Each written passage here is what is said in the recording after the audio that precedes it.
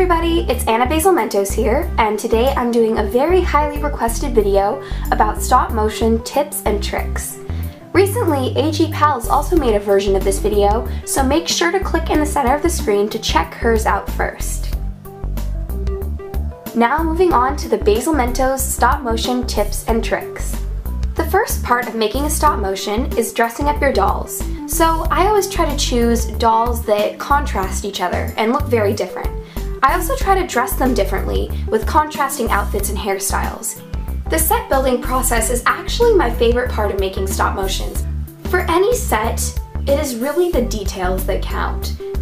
Creating a stop motion environment is so important. It'll just improve the whole experience and you'll have a lot more fun if you're comfortable. I usually like to put on some music in the background just to keep myself pumped up and keep myself working because it can often become a very tedious process. Having the music playing in the background just helps me stay focused on making the video. Now, if you're filming outside, weather conditions can have a big effect on how your stop motion turns out.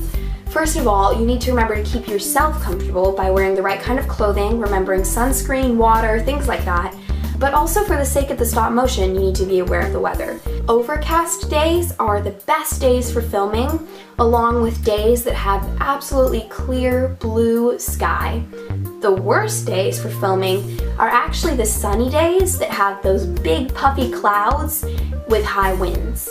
In the end of your stop motion, you're going to see this flickery effect because of the constantly changing lighting. The manner and smoothness of your doll's movements in a stop motion will have a huge effect on the overall quality of the video.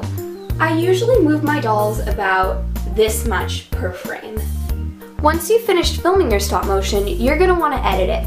I personally use this program called iStopMotion, where I string all the photos together at 12 or 14 frames per second.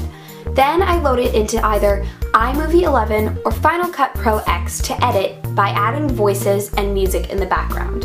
A great website for downloading free, royalty-free music is Kevin MacLeod's website. I'll link it in the description. That is where I get all of my music. Try doing different voices for different characters. Another thing that adds a lot of realism is sound effects. I have not yet found a website where you can download them, so I just make my own. I usually create them by doing things like dragging pencils across my desk or like dropping binders on the floor. I just work with what I have in my room to make the sound effects. The most important part of making a stop motion is to have fun. The reason you should be doing it is because you like making stop motions or it's something new you want to try. If you're enjoying yourself while you're making it, it will turn out so much better than if you aren't enjoying yourself. I hope these tips and tricks were helpful, and I hope you guys enjoyed this video. Thanks for watching. Bye! Let's talk a little bit about editing. Oh dear, her sign is falling. Ah, the sign is falling! The sign is falling!